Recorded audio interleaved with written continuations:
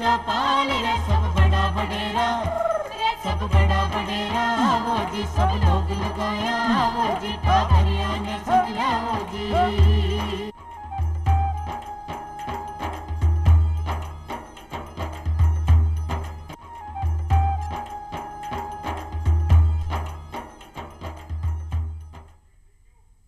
चौपाल देखने वाला सबला दर्शका ने राम राम सा।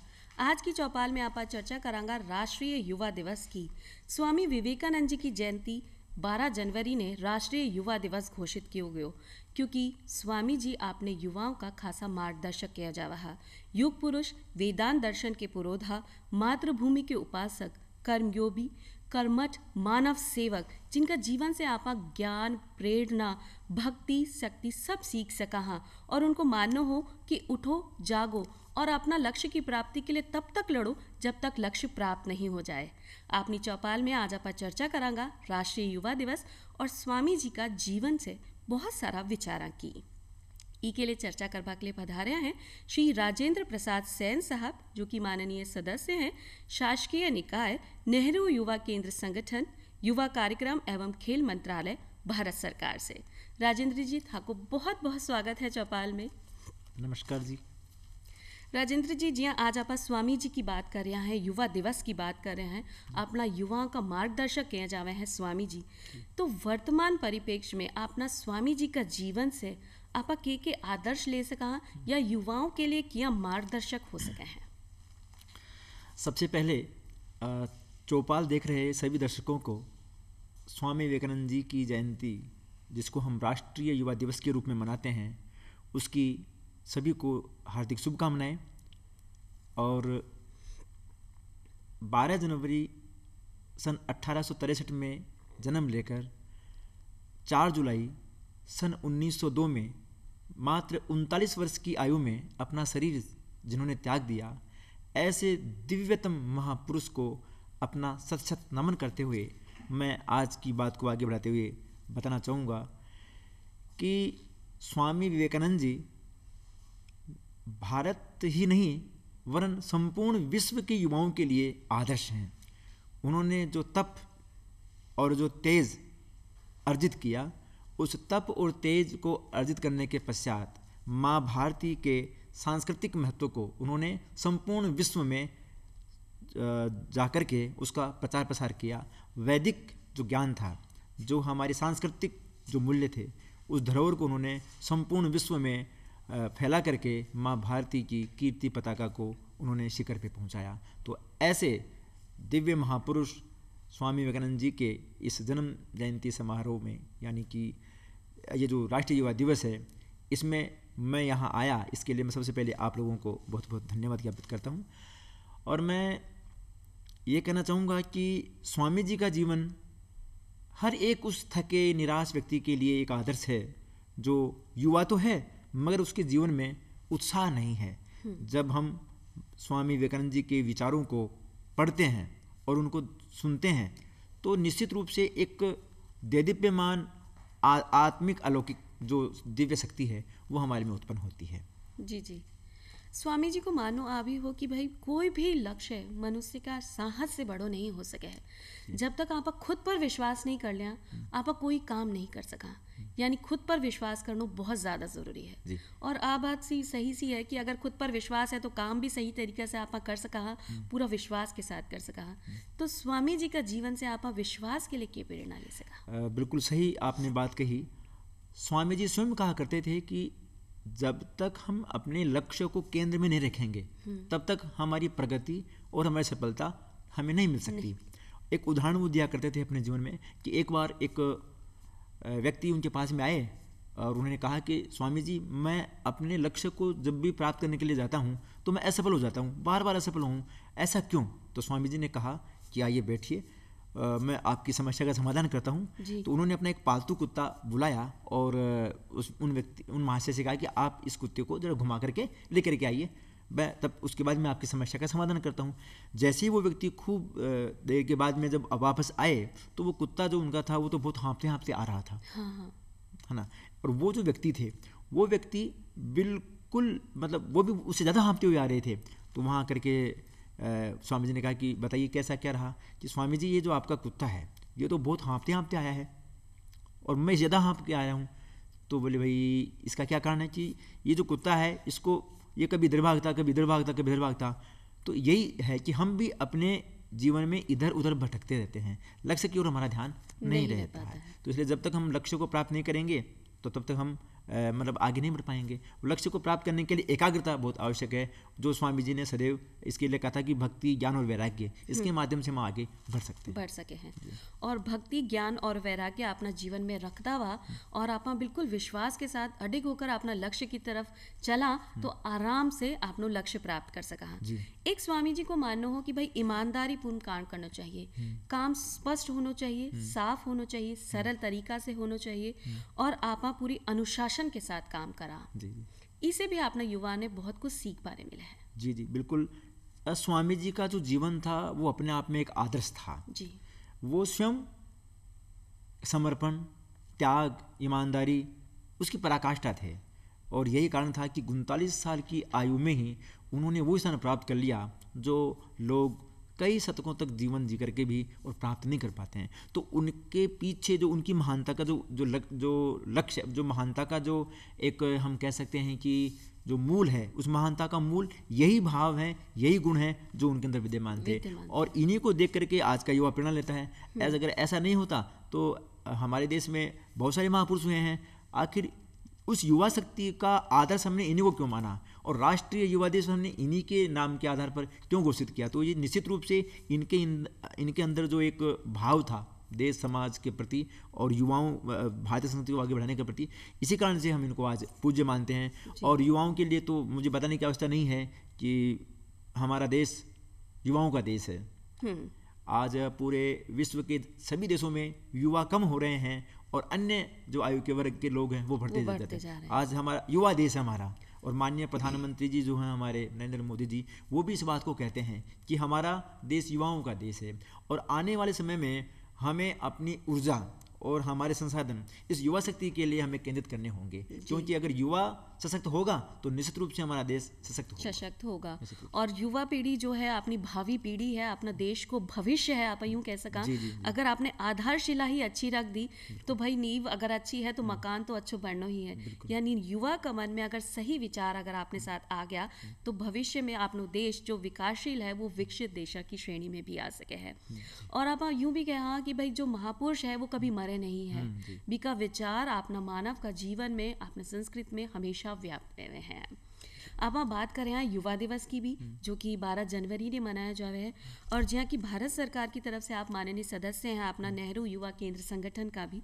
तो आपसे जानना चाहूँ कि भाई युवा ने आगे लाभा के लिए के कार्य अपना संगठन में हुए हैं या भी ने किया प्रोत्साहित आपा करा। जी, आपने ये बहुत अच्छा प्रश्न पूछा है माननीय पूजा जी। नेहरू युवा केंद्र संगठन ग्रामीण क्षेत्र के युवाओं के लिए कार्य करता है जी।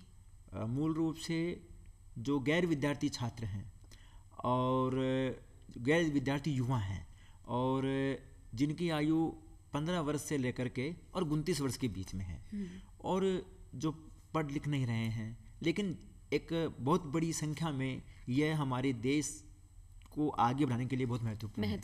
और चूँकि आप भी जानते हैं कि भारत गाँव का देश है, 70% आबादी हमारी अपनी गाँव में निवास करती है और उस 70% आबादी का भी 70% युवा वो गाँव में निवास करता है और उसका आधा भाग लगभग इस आयु वर्ग का होता है। और इस आयु वर्ग के युवाओं को अगर सही दिशा नहीं मिलेगी तो फिर हम युवा शक्ति, राष्ट्र शक्ति का जो एक हमारा उद्घोष है, हम उसको सार्थक नहीं कर पाएंगे। इसलिए नेहरू युवा केंद्र संगठन ग्रामीण क्षेत्र के इस आयु वर्ग के युवाओं को जो सामाजिक सेवा कार्यों में रुचि रखते हैं और स्वयं सेवकत्व की भावना से, यानी स्वयं प्रेरणा से, निस्वार्थ भाव से जो काम करना चाहते हैं देश और समाज के लिए, ऐसे युवाओं को चिन्हित करके उनको यूथ क्लब के रूप में, यानी युवा मंडल के रूप में और युवती मंडल के रूप में उनको तैयार करता है।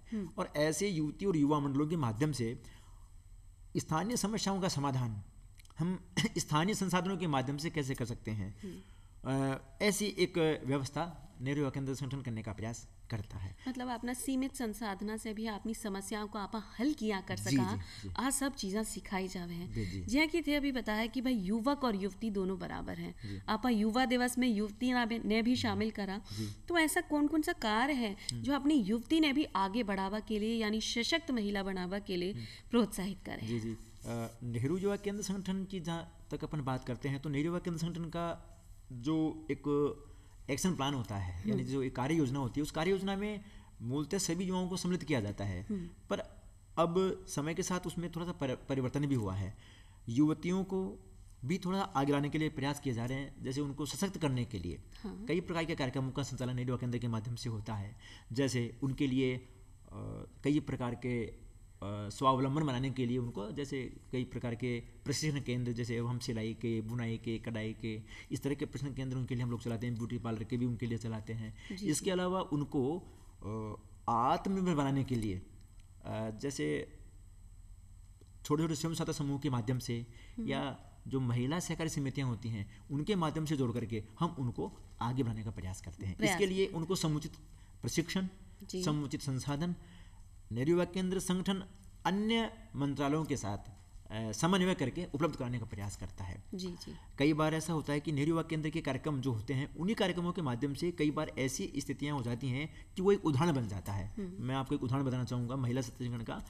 नेहरू युवा केंद्र संगठन के कार्यक्रमों में एक कार्यक्रम होता है युवा आदर्श ग्राम कार्यक्रम, जिसमें हम एक पूरे गाँव को लेकर के काम करते हैं और उसके माध्यम से फिर हम उस गांव में क्या सकारात्मक परिवर्तन लाए जा सकते हैं उस पर चर्चा करते हैं और काम भी करते हैं। ऐसा ये कार्यक्रम नेहरू युवा केंद्र जयपुर के माध्यम से 5 साल पहले हुआ था।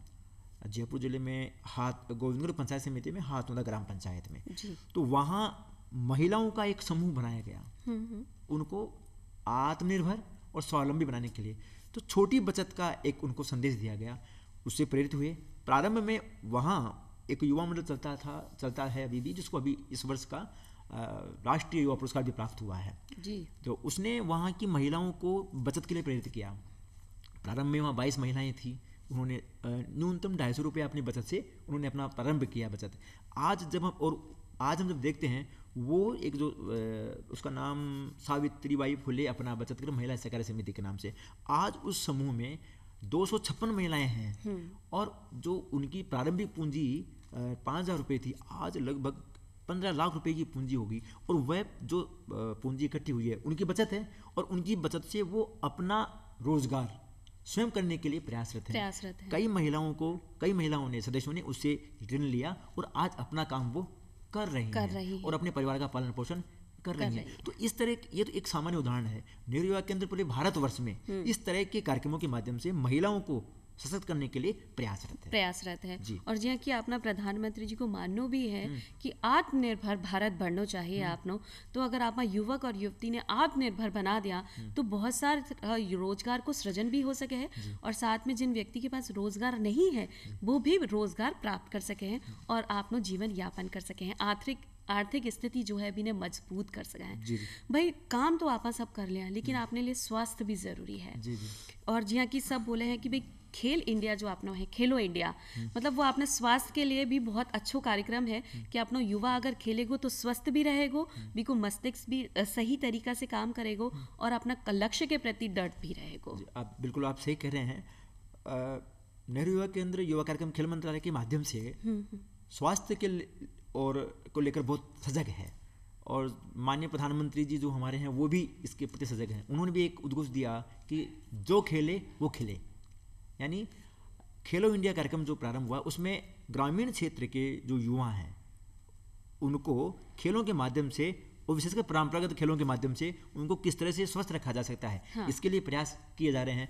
अभी जो नेहरू युवा केंद्र के माध्यम से कार्यक्रम चल रहे हैं जिसमें एक फिट इंडिया मूवमेंट भी है, जिसमें कहा गया है कि फिटनेस का डोज आधा घंटा रोज।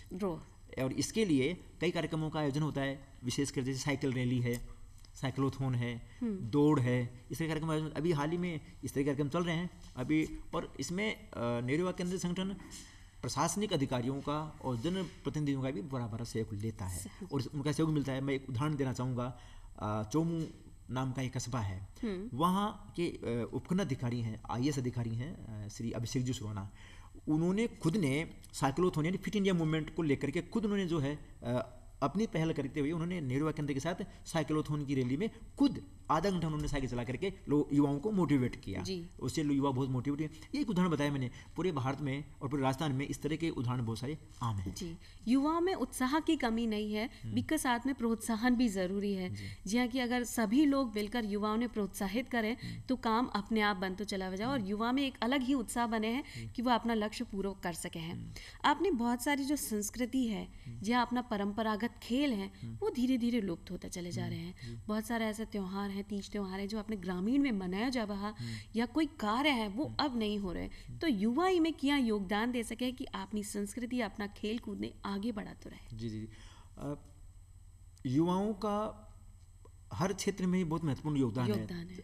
तो जो जिस क्षेत्र की बात आप कर रहे हैं, जैसे सांस्कृतिक और खेलों की, तो और परंपरागत खेलों की, तो खेलों के लिए भारत सरकार का कार्यक्रम चलता ही रहता है। लेकिन नेहरू युवा केंद्र के माध्यम से ग्रामीण प्रतिभाओं को तराशने के लिए कई प्रकार की खेल प्रतियोगिताओं का आयोजन भी किया जाता है।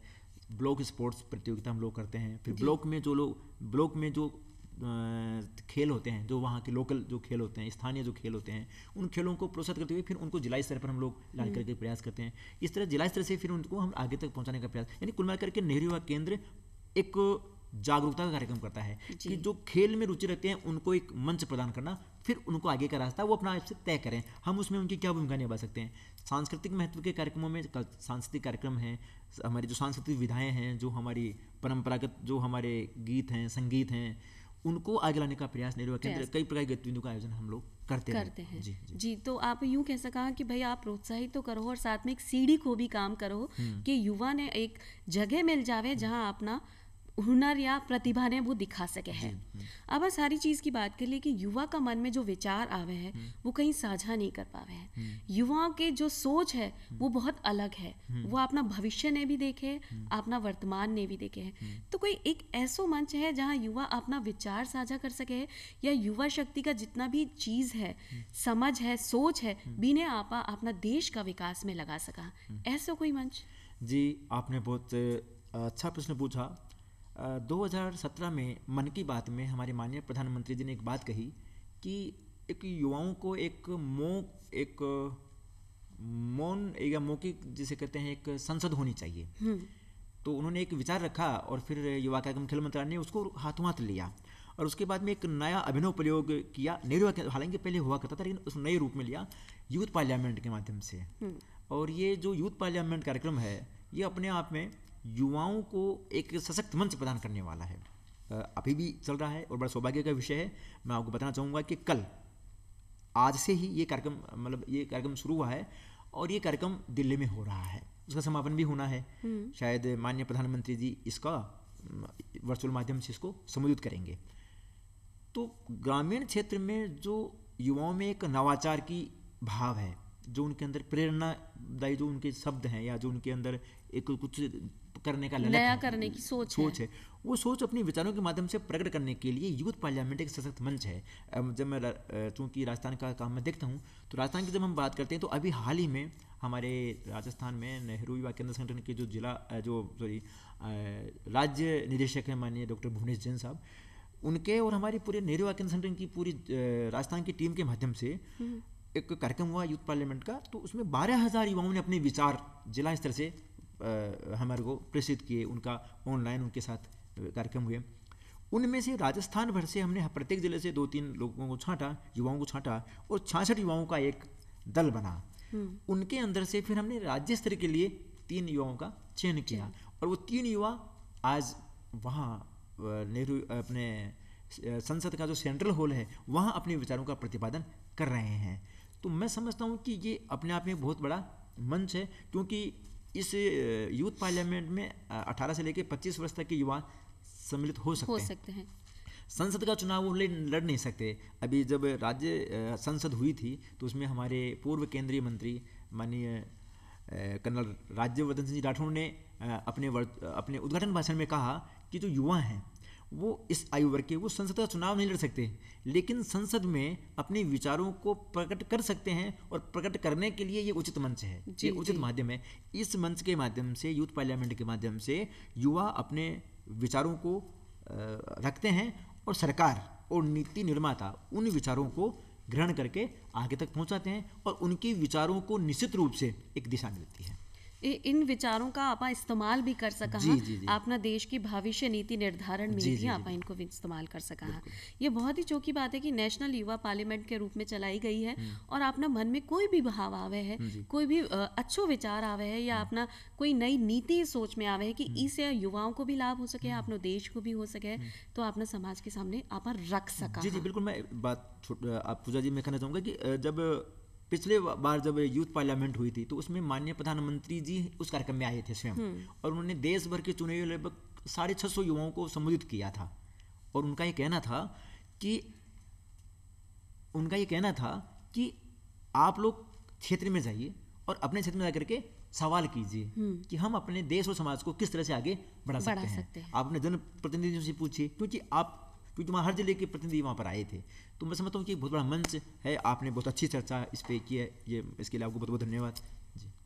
मैं और ये भी आपने पूछना चाहूँ राजेंद्र जी, जी हाँ, कि अभी कोरोना काल चल रहे हो, ऐसे में जब आप बोला हाँ कि आप ना युवा आगे बढ़कर काम कर रहे हैं, निस्वार्थ भाव से काम कर रहे हैं, तो कोरोना काल में युवा की के भूमिका रही, कई सही काम कयो अपना युवा ने? जी, वैसे आप सभी प्रश्न सही सही पूछ रहे हैं और बड़े प्रासंगिक प्रश्न आप पूछ रहे हैं। कोरोना काल में सभी पूरे विश्व में ही जिनमें स्वयं सेवकत्व का भाव है उन्होंने उस काम को किया। विशेषकर नेहरू युवा केंद्र संगठन के साथ जुड़े हुए जो युवा थे उन्होंने जो भूमिका निभाई अपने आप में काबिल तारीफ है। क्योंकि मैं सदस्य हूँ शासी निकाय का, इसलिए मैं उन सभी युवाओं को धन्यवाद देता हूँ जिन्होंने इस कोरोना काल में, जब पूरा विश्व भयाक्रांत था, उन्होंने घर से बाहर निकल करके जहाँ राशन सामग्री वितरण में अपना पूरा सहयोग किया, जहाँ रक्त की कमी थी युवाओं ने रक्तदान शिविर के आयोजन किए, जहाँ पर जो प्रवासी इधर से उधर आगे से आगे जा रहे थे उनको समय पर पहुँचाने के लिए, उनकी सेवा करने के लिए उन्होंने पूरा समय दिन रात उन्होंने एक किया। प्रशासन के साथ मिल करके दिन रात उन्होंने काम किया। कोरोना काल के समय में प्रशासन के साथ मिलकर के उन्होंने ऐसा कोई काम नहीं छोड़ा जो उन्होंने नहीं किया। बिल्कुल, वो मतलब बहुत सारा राशन वितरण हो, भोजन वितरण हो, और फिर भले ही रक्तदान हो, फिर भले ही उनका जागरूकता का हो, हर एक कार्य में वो अग्रणी रहे हैं। इसके लिए मैं एक बार पुनः नेहरू युवा केंद्र के जुड़े हुए सभी युवा मंडलों के और युवती मंडलों के जो स्वयं सेवक हैं, कार्यकर्ता हैं, पदाधिकारी हैं, उनको भी मैं धन्यवाद दूंगा कि उन्होंने एक नई मिसाल पेश की है कि कोरोना काल में स्वयंसेवक के रूप में हम किस तरह से समाज की सेवा काम कर सके हैं। चाहे कोई भी संकट को काल हो, लेकिन आप युवा जो है शक्ति है वो आगे बढ़कर आई और लोगों को सहयोग किया। सबसे बड़ी बात यही है कि भाई नैतिक शिक्षा यानी संवेदनशीलता जो है वो अभी कम नहीं हुई है। लोग मानवीयता अभी भूलिया नहीं है, लोगों के प्रति आपने स्नेह भी है और ईमानदारी भी है। जब आत्मनिर्भर भारत की आप बात कर रहे हैं तो रोजगारों को सृजन बहुत ज़्यादा ज़रूरी है कि अपना जो युवा है वो बेरोजगार नहीं रहे, युवक या युवती जो भी है, तो ऐसे रोजगारों को सृजन आप किया कर सका। कुछ शिक्षण प्रशिक्षण को कार्यक्रम है जिससे कि अपना युवक जो है वो खुद भी उद्योग धंधा लगा सके हैं या भी आगे बढ़ा सके हैं। जी जी बिल्कुल, मैं बताना चाहूँगा आपको, हमारे माननीय पूर्व राष्ट्रपति हुए हैं APJ कलाम आज़ाद, उन्होंने कहा था कि हमें रोजगार लेने वाला नहीं, रोजगार देने वाला बनना चाहिए। और निश्चित रूप से पिछले 5 सालों में हम जो देख रहे हैं कि युवा आगे आ रहा है अपना स्वयं का काम करने के लिए, स्टार्टअप्स जिसे हम कह सकते हैं, आत्मनिर्भर भारत जिसको हम कह सकते हैं, उसमें युवा आगे आ रहा है। और इसमें नेहरू युवा केंद्र की जो भूमिका है वो बहुत महत्वपूर्ण है, क्योंकि भारत सरकार, राजस्थान सरकार की जो कौशल की जो योजनाएं हैं, स्वरोजगार की जो योजनाएं हैं, उन स्वरोजगार की कौशल की योजनाओं को पात्र युवाओं तक पहुंचाने का जो काम है वो एक सेतु के रूप में नेहरू युवा केंद्र के युवा मंडल कर रहे हैं। समय समय पर नेहरू युवा केंद्र संगठन अन्य जो मंत्रालय हैं, विभाग हैं, उनके साथ मिलकर के रोजगार मेलों का आयोजन करता है, जहां पर बड़ी बड़ी कंपनियां आती हैं और आकर के यथा योग्य जिस युवा का जैसा स्किल होता है, जिसकी जैसी योग्यता है, उसको उसके अनुसार स्थानीय स्तर पर, और यदि कोई बाहर जा सकता है तो उसको वहाँ जाने के लिए भी उनको रोजगार उपलब्ध करवाती है। तो बड़े बड़े रोजगार मेलों का आयोजन नेहरू युवा केंद्र के माध्यम से किया जाता है। इसके अलावा जो कई निजी कंपनियां हैं, उन निजी कंपनियों को भी क्षेत्र में ही 1 महीने का, 20 दिन का, 2 महीने का जो प्रशिक्षण कार्यक्रम है, उसका आयोजन करवाने में भी हमारे युवा केंद्र के युवा बहुत भूमिका निभाते हैं, जिससे स्थानीय स्तर पर जो युवा हैं स्थानीय संसाधनों के माध्यम से किस तरह से रोजगार खुद भी ले सकते हैं और लोगों को भी उपलब्ध करवा सकते हैं। इसके लिए हमारे जो नेहरू युवा केंद्र संगठन है उसको अन्य विभागों के साथ मिलकर के काम कर रहा है जी। राजेंद्र जी, एक बात आवे है, जब युवा आगे बढ़कर काम कर रहे हैं तो भी प्रोत्साहन भी मिलना चाहिए, भी को मनोबल बनो रहे। ई के लिए सरकार की तरफ से भी कोई प्रशस्ति पत्र दियो जावे है या भी कोई की तरीकों को बढ़ावो दियो जावे, तो वो भी अपना दर्शका नहीं पता सकता। जी। वैसे तो यदि हम अपने समाज की सेवा करते हैं तो मैं समझता हूँ कि हम किसी पे एहसान नहीं करते। कारण उसका ये है कि इसी समाज से हमने भी लिया है। हमें वायु मिलती है, हमें जल मिलता है, हमें प्रकाश मिलता है, ये सब चीज़ें जो प्रकृति ने हमको दी है। कभी प्रकृति ने हमसे कोई उसका रिटर्न नहीं मांगा हमसे कि आप हमें दीजिए। तो इसलिए पहली बात तो यह है कि अगर हम कुछ करते हैं समाज के लिए तो वो हमारा एक दायित्व है। फिर भी चूंकि एक अपेक्षा रहती है कि हम जब अच्छा काम कर रहे हैं तो हमें उसका कुछ मिलना चाहिए। जाहिर सी बात है, मानवीय स्वभाव है, हम सभी चाहते हैं। तो ऐसी स्थिति में मैं ये बताना चाहूँगा कि नेहरू युवा केंद्र संगठन के साथ जुड़ करके जो युवा काम करते हैं, सबसे बड़ी बात तो ये कि उनके क्षेत्र में एक पहचान बनती है, और वो जो पहचान बनती है वो लाखों करोड़ रुपए से भी नहीं बन सकती। बिल्कुल। तो एक पहचान जो मिलती है नेहरू युवा केंद्र संगठन का काम करने से, सामाजिक काम करने से, तो पहचान दिलाने का काम नेहरू युवा केंद्र संगठन करता है। मैं समझता हूँ कि ये सबसे बड़ा प्रमाण पत्र है। इस प्रमाण पत्र का कोई विकल्प नहीं है। दूसरा, फिर शासन प्रशासन की कुछ योजनाएं हैं, कुछ पुरस्कार की योजनाएं हैं, वो भी इनके लिए होती हैं। जैसे जो अच्छा काम करते हैं जो युवा, उनके लिए राष्ट्रीय युवा पुरस्कारों की व्यवस्था है। जी। जिसमें अच्छा काम करने वालों को पुरस्कार मिलता है। युवा मंडल तो मतलब अगर आप अच्छो काम करांगा तो आपने प्रोत्साहन भी मिले, और सरकार की ऐसी बहुत सारी योजनाएं हैं जो अपना खास करके युवक युवतियों के लिए चलाई जा रही है। बिल्कुल। राष्ट्रीय युवा पुरस्कार है, व्यक्तिगत राष्ट्रीय युवा मंडल पुरस्कार। राजेंद्र जी थे आया और इतनी चोखी जानकारी अपना युवा दिवस के ऊपर दी, बी के लिए था को बहुत बहुत धन्यवाद देवा। हाँ, और फिर मिलांगा एक नई जानकारी के साथ। तब तक के लिए राम राम सा। नमस्कार।